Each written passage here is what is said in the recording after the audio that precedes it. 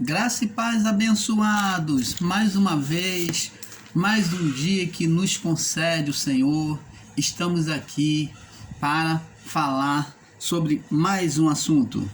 Nós vamos falar sobre o livre-arbítrio. Isto mesmo que você ouviu, livre-arbítrio. Então, amados e abençoados, vamos entender mais uma vez qual é a vontade do nosso Pai. Vamos ver se o homem tem ou não tem o livre-arbítrio sobre a iluminação da palavra de Deus. O canal Luzes da Graça vem mergulhando sobre o entendimento da palavra. Vamos lá. Existe livre-arbítrio? Esse é o tema. Existe livre-arbítrio? Vamos para a primeira parte. Então, amados, alguns ensinadores em graça condenam o ensino do livre-arbítrio. Alguns ensinadores em graça condenam o ensino do livre-arbítrio. Mas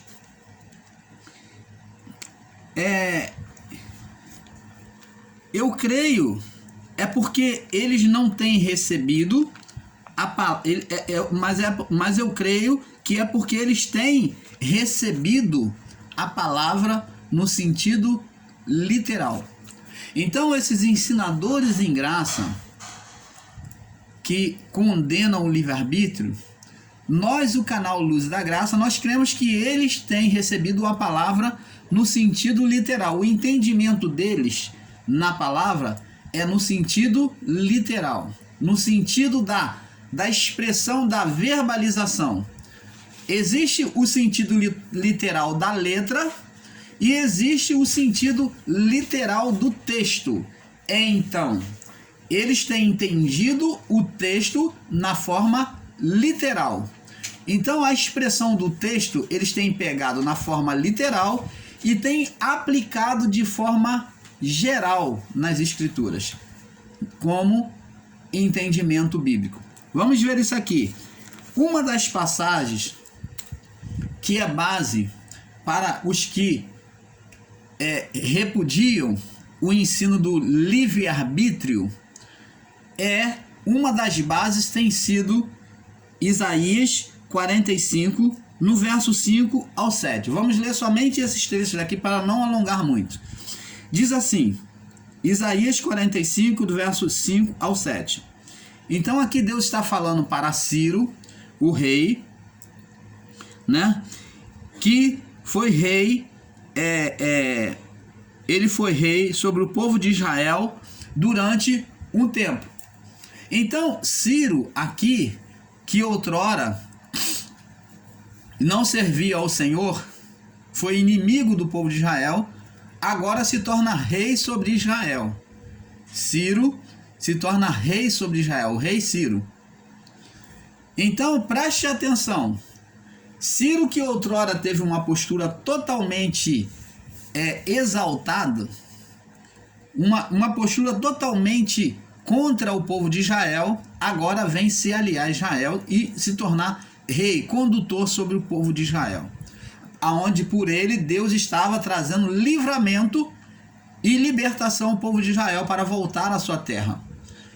Entenda isso. Então o Senhor fala com Ciro o seguinte: eu sou o Senhor e não há outro Deus. Observe, amados e abençoados, que Deus aqui está falando de um outro Deus. Ele está fazendo uma comparação a outros deuses. Ele está dizendo que não há outro.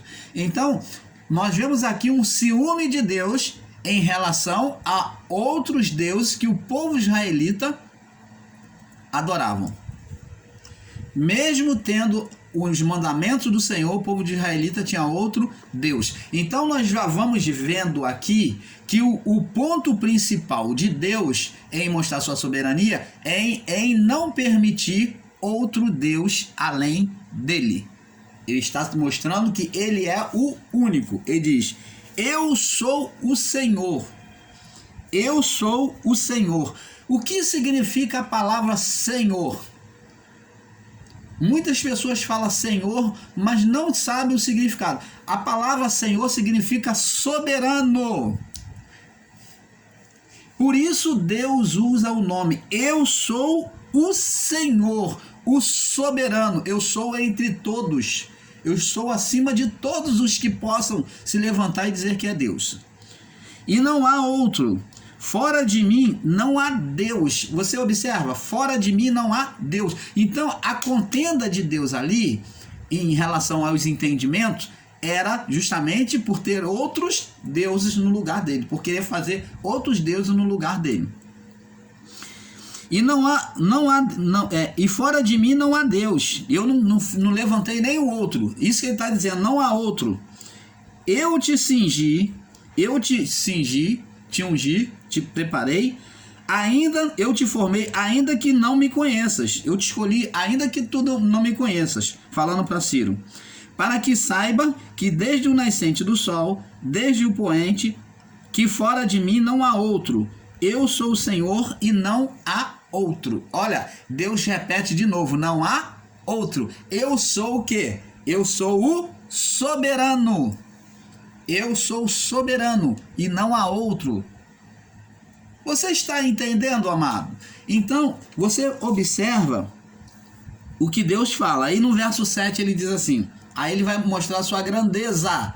Agora ele mostra a sua grandeza, o seu poder.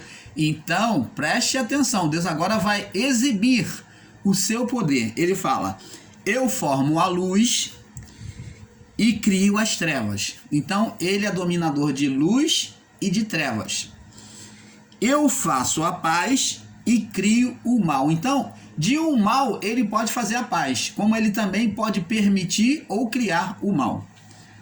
Eu, o Senhor, faço todas essas coisas. Aqui é que está o grande equívoco de muitos ensinadores em graça. De muitos entendimento errôneo. Eu, o Senhor, faço todas estas coisas. Aqui Deus está falando que é Ele que faz o mal? Não. Deus aqui, Ele fez uma comparação. Ele comparou luz com trevas, paz e guerra, e bem e o mal. O bem e o mal. Então, Ele fez comparação. Mas Ele não falou aqui que faz o mal, que Ele é que faz o mal.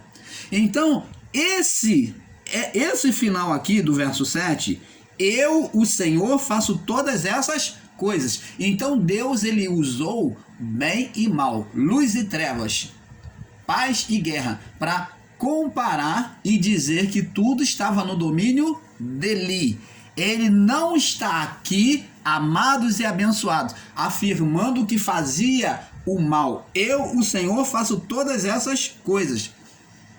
Então, se pega um entendimento literal no entendimento e se aplica isso daí de forma literal a toda a criação, a todo entendimento, e se torna um grande erro, equívoco. Vamos ver agora aqui. Observa agora o verso 18, o que diz ainda sobre Isaías? Isaías 45, agora vamos para o verso 18, presta atenção. Porque assim diz o Senhor, que tem criado os céus e que formou a terra. Ele a fez e afirmou e não criou vazia, mas formou para que fosse habitada. Eu sou o Senhor, de novo. Eu sou o quê? O soberano e não há outro. Você está vendo como é que a preocupação de Deus aqui era mostrar que Ele era o soberano? Ele é soberano sobre tudo?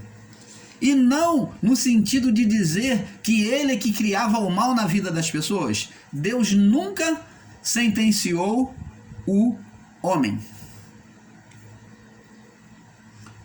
A sentença de Deus foi contra a carne rebelde e a própria pessoa, como o próprio Adão e a sua geração, se sentenciava quando se afastava de Deus. Por isso é que, se eu não me engano, acho que em Jeremias, que ele diz: buscar-me-eis e me achareis quando me buscar de todo o vosso coração. Agora eu pergunto para você, essa palavra, se você pegar no sentido literal, você vai dizer então que, se você for pegar no sentido literal, você vai ter que dizer que Deus está se escondendo do homem, que ele é escondido. Mas Deus se esconde do homem? Não. Quando ele diz: buscar-me-eis e me achareis quando me buscar de todo o vosso coração. Por quê? Porque o homem estava distante de Deus. E assim, quando o homem está distante de Deus, o homem está próximo ao pecado, à condenação. Ele estava próximo à condenação. Ele tinha ultrapassado o limite que Deus colocou para ele. Ele pulou, ele atravessou o limite de segurança. A lei de Deus, a lei do Senhor é perfeita e restaura a alma. Restaurar é dar força, é dar vigor, é dar ânimo. Os mandamentos do Senhor é reto e dá sabedoria aos simples. Então, amados, a lei, ela nunca foi para condenação, ela foi para preservação. Mas uma vez que essa lei, ela era rompida, ela era ultrapassada, então sofria-se a condenação. Vamos ver aqui em Gênesis, né? Nós já falamos, vamos de novo para ter o entendimento perfeito. Vamos acabar com essa tortura de entendimento. Vamos lá. Gênesis capítulo 3, no verso 15, capítulo 2, capítulo 2, verso 15. Diz assim: e formou o Senhor Deus do homem e o pôs no jardim do Éden para lavrar e guardar. E ordenou o Senhor Deus. Então Deus deu uma ordem, ordenação. A ordem foi, presta atenção: de toda árvore do jardim comerás livremente. Então a ordem foi que ele podia comer livremente. A ordem foi de que o homem podia comer livremente de todas as árvores de toda árvore do jardim. Comerás livremente.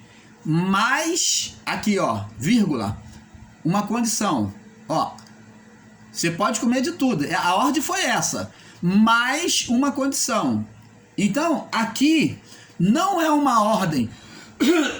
Aqui não é uma ordem, mas uma exortação. Um cuidado.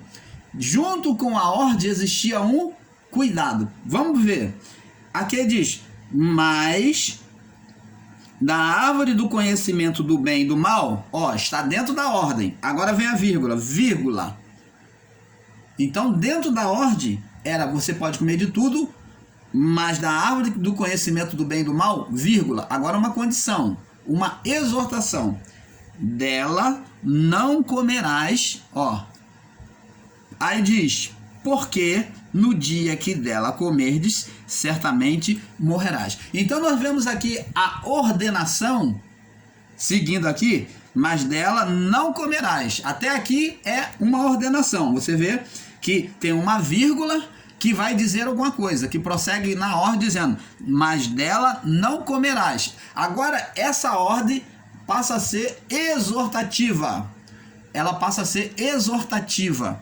Dela não comerás. Aí vem dizer na exortação o efeito. Por quê? Porque no dia que dela comerdes, certamente morrerás. Eu pergunto a você: aqui está havendo um livre-arbítrio ou não? Porque se fosse para o homem somente não comer, então não haveria uma exortação.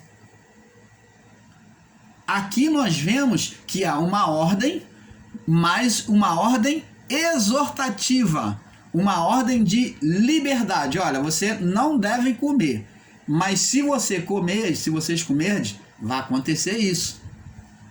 Então, ele deixa aberto o comer. E está dizendo sobre a consequência do comer do fruto, a consequência de quê? De uma morte.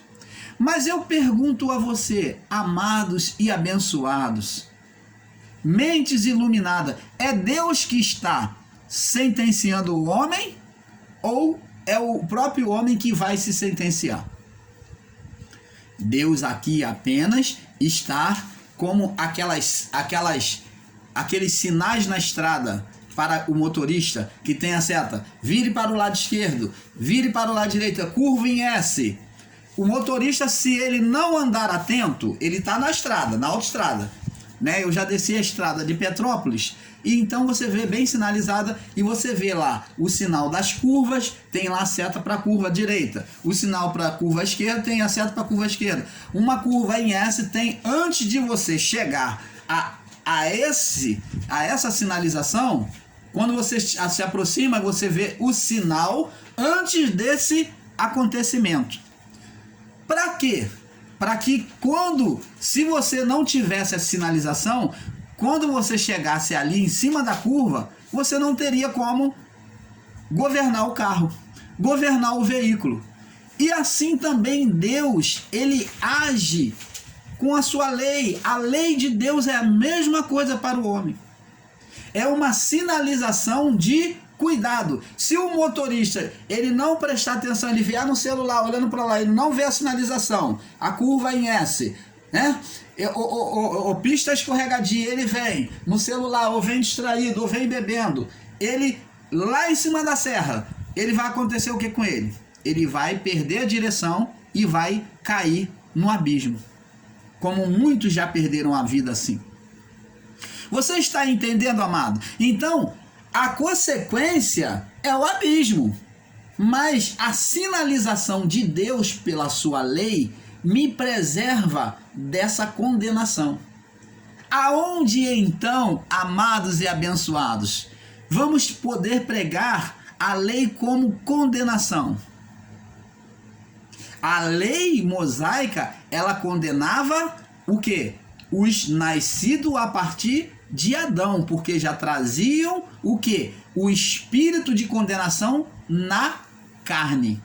A carne já era viciosa e estava já no estado de condenação. Por isso que eles recebiam a sentença se prosseguissem em desobedecer a Deus. Mas Deus nunca sentenciou ninguém à morte, à destruição. O juízo de Deus só se deu por meio dos anjos, né? Porque os anjos realizaram o juízo na presença de Deus. Então, só se deu na presença, só se deu por meio dos anjos no dia do juízo, que já aconteceu com a queda de Jerusalém nos anos 70. Após a queda do templo, foi realizado o juízo. Quando Deus retira o templo, ele retirou o quê? A adoração. Agora acabou. Aquele dali era um sinal de que agora haveria o juízo. Cumpriu-se. Chegou-se ao final dos séculos. O templo, a queda do templo marca o final dos séculos. O dia do juízo. Você está entendendo, amado? Então agora ali o povo e toda a criação teria que prestar contas a Deus. Vamos ver aqui. Então, como Deus disse para em Isaías 45, que ele estava falando de soberania. Eu sou o Senhor. Senhor significa ser soberano. Ele diz não há outro. No verso 18, ele prossegue dizendo não há outro. Vamos ver aqui no livro de Mateus, no capítulo 24, no capítulo 20, no verso 24. Mateus 20, 24. Diz assim: e quando os 10 ouviram isto, indignaram-se contra os dois.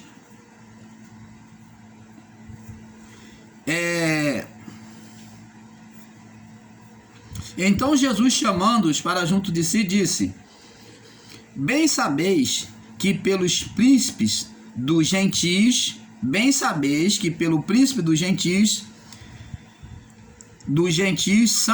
são estes dominados, e que os grandes exercem autoridade sobre eles.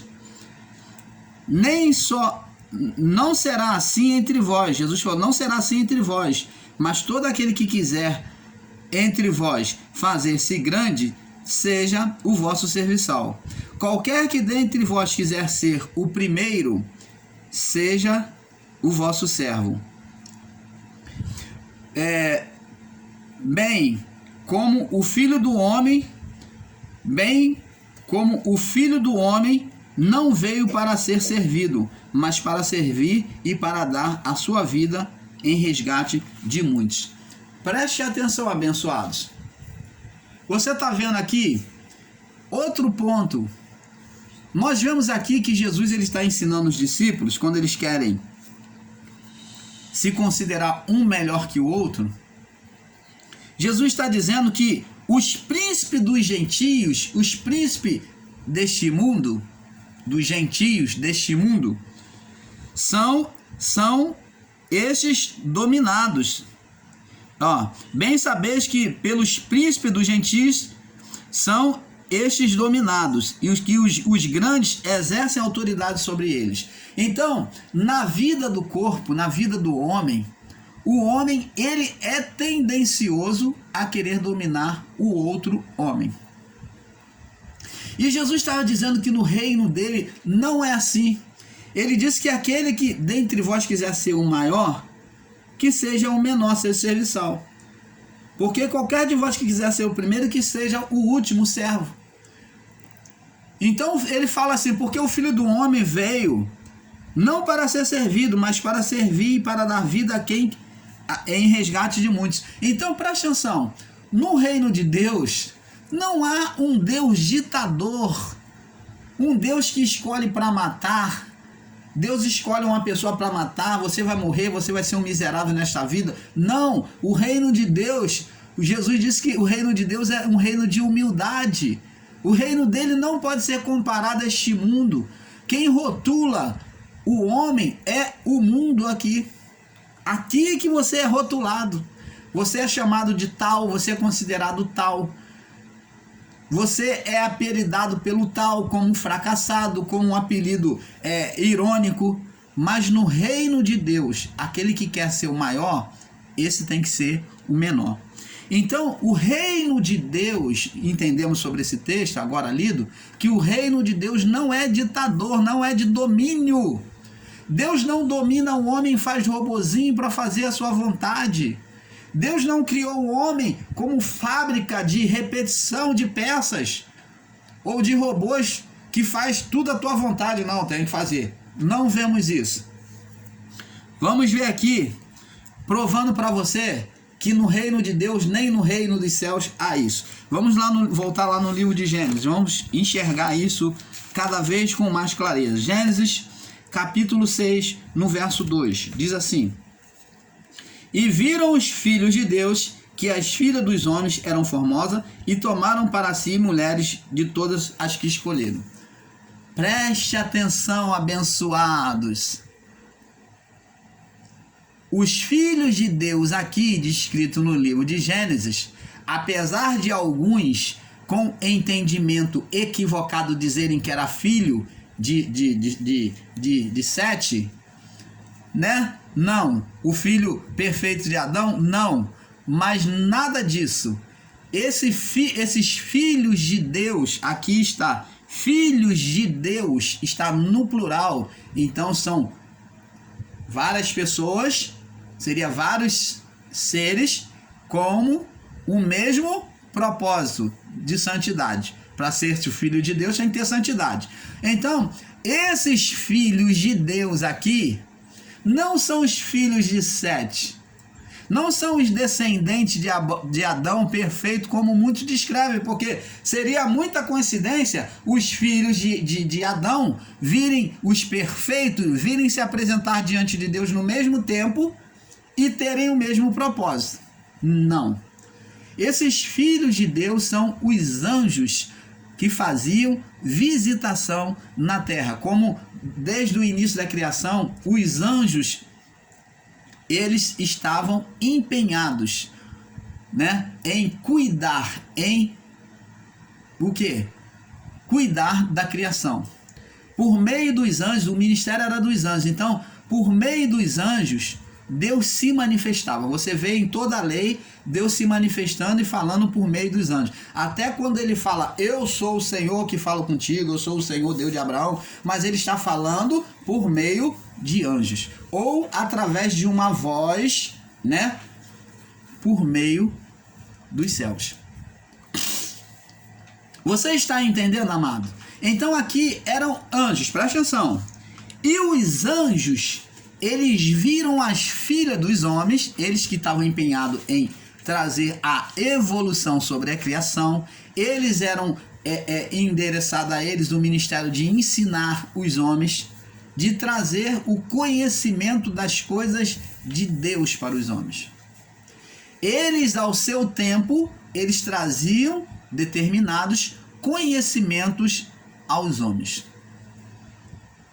Deus determinava o tempo e cada um deles possuía uma quantidade de conhecimento e viam e passavam esses conhecimentos. Então esses anjos, que foram chamados de anjos vigilantes, descrito no livro de Enoque, por Enoque, esses anjos que vieram fazer visitação na terra, aqueles que cuidavam, eles que administravam sobre a criação. Então eles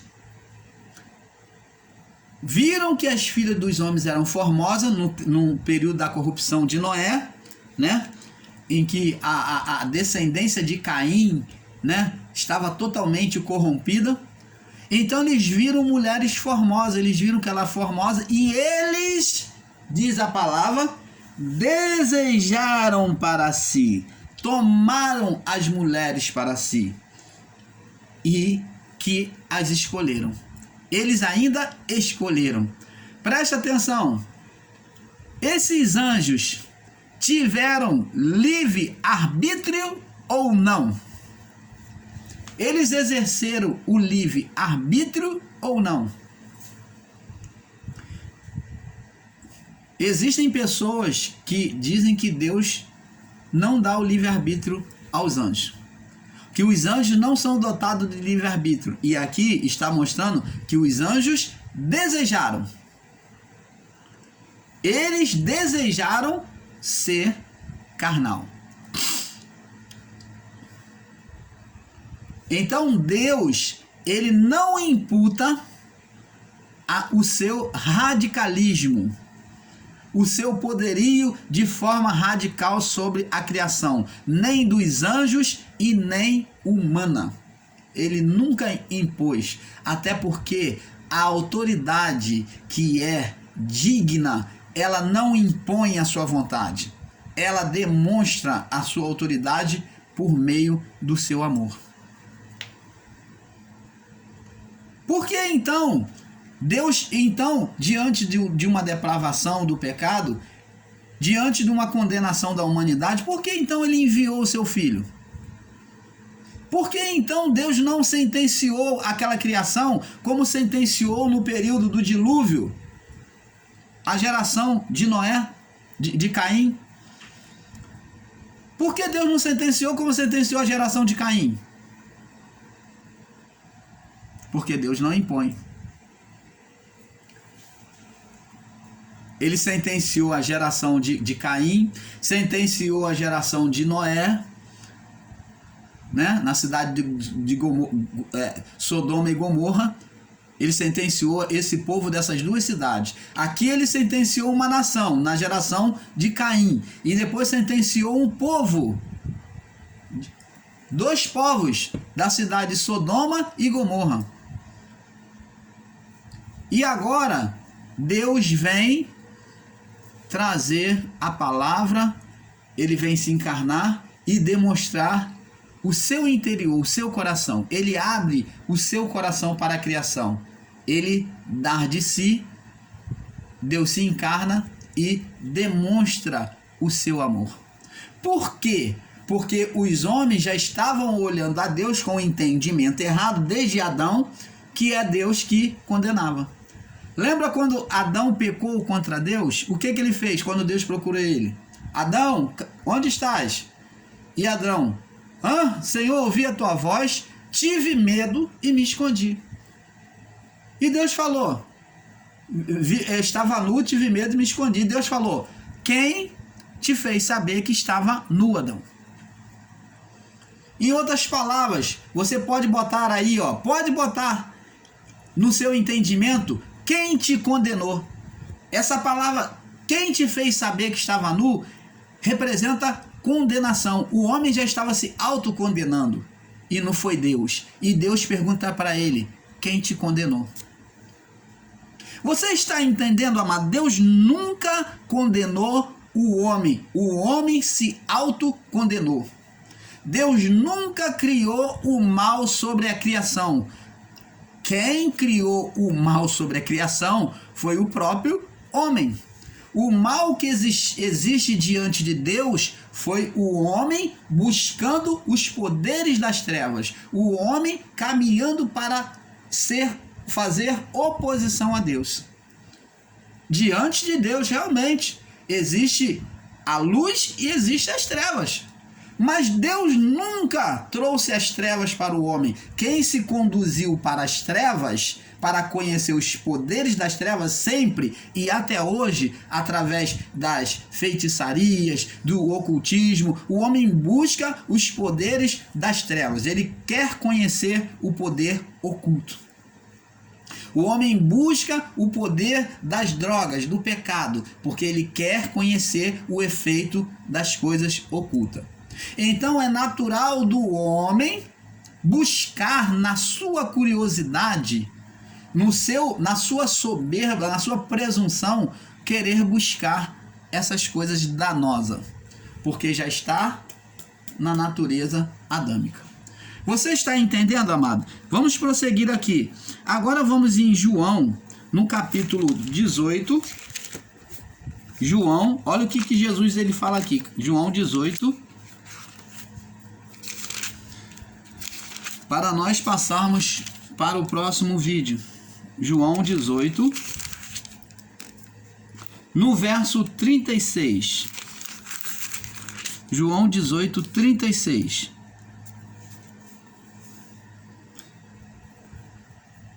Jesus ele fala para Pilatos.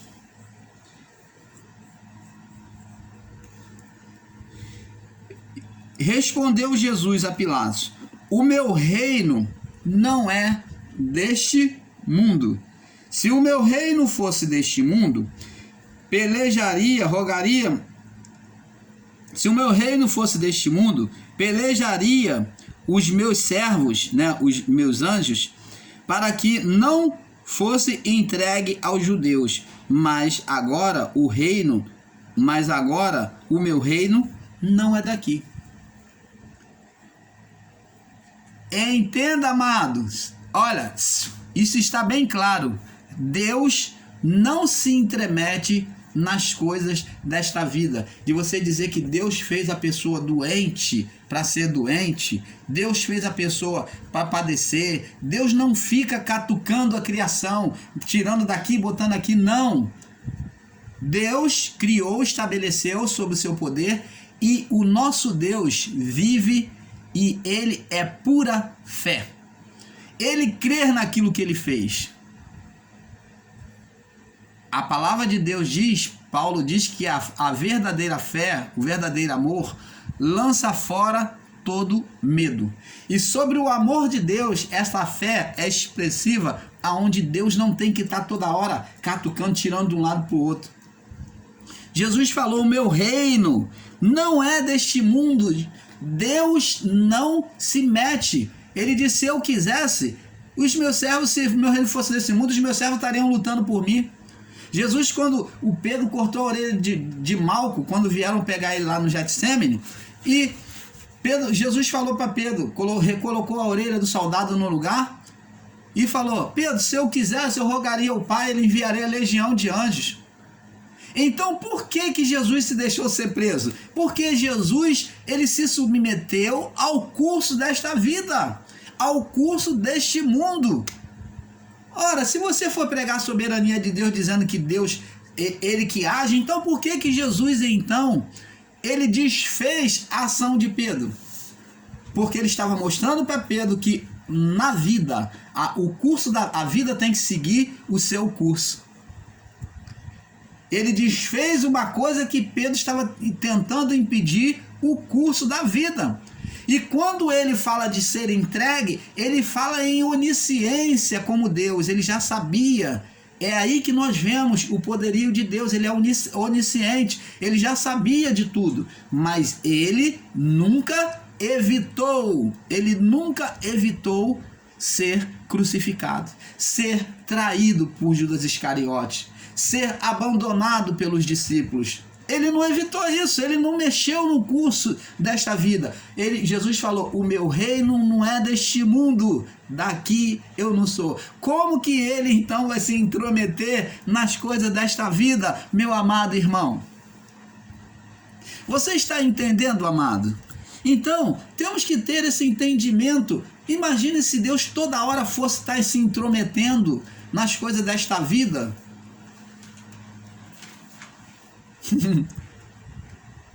Deus, ele estabeleceu o seu poder. E até o mal que acontece, muitas das vezes contribui para o nosso bem. O que nós vemos para nós como mal, aquilo começa como mal. Mas lá na frente, aquele mal se transforma em bem. Você lembra do cajado de Moisés? Lembra do cajado de Moisés? O que é isso que tem aí na tua mão, Moisés? Um cajado. Lança na terra. Desprezo pela palavra traz condenação. Desprezar a palavra traz condenação. Levantou então a serpente. Pega ela pela cauda. Deus, quando ouve a voz de Deus, quem ouve a voz de Deus, domina a maldição, transforma a maldição em bênção. É só ouvir a voz de Deus que aquilo que é maldição se transforma em bênção. Então Moisés ouviu a voz de Deus, pega pela cauda. Moisés foi lá, ouviu a voz de Deus, pegou pela cauda e a serpente se transformou em vara de novo. Põe a mão no teu peito, coração do homem, tira fora, tá leprosa. Agora ouvindo a voz de Deus, põe a mão no teu peito, tira agora, tá perfeita. Ouvir a voz de Deus, do coração do homem procede bem e mal. O coração é que vai decidir se você vai viver o bem ou o mal. Então é decisão. A lepra não viria sobre a mão de Moisés se ele ouvisse a voz de Deus. Ele botou de novo, ouvindo a voz de Deus, e a sua mão ficou sã. Então, o coração do homem é que vai proceder o bem e o mal. Vai decidir a bênção ou a condenação. Você está entendendo, amados? Então, não se pode passar e interpretar um texto de forma errônea, equivocada e considerar isso absoluto, porque não é verdade. Vamos prosseguir aqui. Vemos então que Deus mantém um diálogo com Adão sem condenação. Vamos lá, Gênesis 3, 10, 11. Vamos ver aqui. Olha só, Gênesis 3, no 10 e 11, preste atenção. E ele disse: ouvi a tua voz soar no jardim e temi porque estava nu e escondi-me. E Deus disse: quem te mostrou que estava nu? Quem te condenou?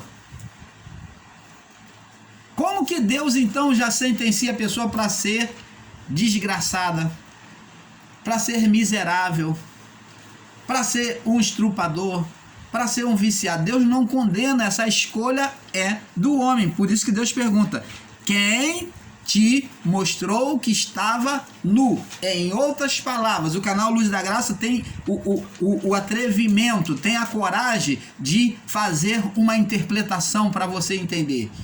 Quem te condenou? É isso que Deus estava falando. Quem te condenou? Comeste, aí Deus fala: comeste tu da árvore que te aconselhei para não comer? Da árvore que eu falei para você não comer, que te ordenei para não comer, você comeu? Deus já sabia por quê. Mas Deus não veio condenando. Então vamos lá. O livre-arbítrio aos filhos de Adão. Deus deu livre-arbítrio aos filhos de Adão. Vamos ver agora o livre-arbítrio não só sobre Adão. Vamos ver sobre o filho de Adão. Diz assim: disse o Senhor... Vamos ler do 5 em diante. Gênesis 4, 5. Mas de Caim para a sua oferta não atentou. Irou-se Caim fortemente e descaiu-lhe o semblante. E o Senhor disse a Caim: por que te iraste? Por que descaiu o teu semblante? Se bem fizeres, não é certo que serás aceito? Se não fizeres bem, o pecado jaz à porta, e sobre ti será o teu desejo, mas sobre eles deve dominar. Então, você está vendo que Deus diz: se fizeres o bem, não é certo que serás aceito? Livre arbítrio. Deus estava falando: ó, ainda dá tempo de você se consertar. Vai lá, volta lá e faz direito. Oferece a oferta de forma perfeita e você vai ser aceito. Porém, se você fizer o mal, ó, o que está aí no seu coração, Deus mostrando a sua onisciência. Ele mostrou a onisciência, que sabia o que estava no coração dele. Eis que o pecado está batendo aí a porta do seu coração. Cabe você dominar. Ou melhor, traduzindo, cabe você escolher, Caim. Cabe você escolher. Domínio próprio é escolha. Se você, meu amado irmão, você prega sobre domínio próprio, você ensina sobre domínio próprio, você está falando sobre livre-arbítrio, sobre escolha.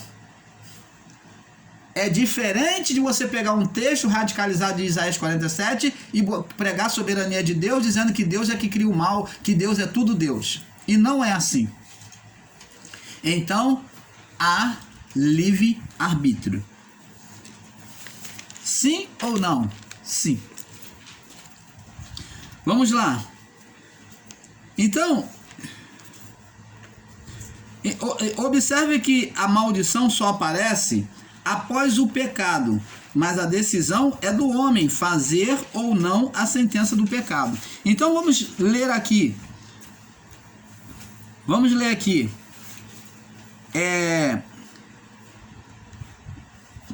E disse Deus, verso 10, 4:10, Gênesis 4:10. E disse Deus: o que fizeste? A voz do sangue do teu irmão clama a mim desde a terra. Desde agora, agora Deus vem descrever o que iria acontecer. Deus não amaldiçoou, ele ultrapassou a lei de Deus, ele ultrapassou o muro da lei. E então Deus vem falar: olha, agora você vai saber o que existe aí do outro lado. E agora, maldito és desde a terra, porque abriu a sua boca para receber da tua mão o sangue do teu irmão. Quando lavrares, não te dará mais a sua força. Fugitivo e vagabundo serás na terra. Você está vendo, amado? Não é Deus que lançou uma praga, uma maldição sobre Caim, mas Deus falou com ele sobre o que haveria de acontecer. Assim como Deus falou para Adão e Eva que ela daria a luz sobre dores, que o homem ia agora, por causa do pecado, ele iria lavrar a terra agora com o suor do seu trabalho, ele ia ter que se labutar. que a terra agora passou a produzir cardos e espinhos. Então, sobre essa desobediência, Deus então vem a falar tanto para Adão e Eva, como para Caim, a sentença, o acontecimento de uma vida em desobediência. Este é o mal de Deus. O mal, ele foi trazido para o homem após desobedecer. Foi Deus que trouxe a sentença? Não. Foi o homem que se dirigiu até a sentença. Você está entendendo, amado? Então, quem parte do princípio da condenação nunca é Deus, mas sempre o homem, que se afasta de Deus e vai de encontro à condenação, na desobediência da lei. Você está entendendo, amado? Então, vamos agora para nós irmos fechando. Então Deus, ele não está amaldiçoando. Então, se formos pegar na forma literal, então aquele povo antigo estariam mortos. Por exemplo, a palavra dita por Paulo era: o salário do pecado é a morte. Lembra que Paulo diz? Porque o dom gratuito de Deus é a vida eterna, mas o salário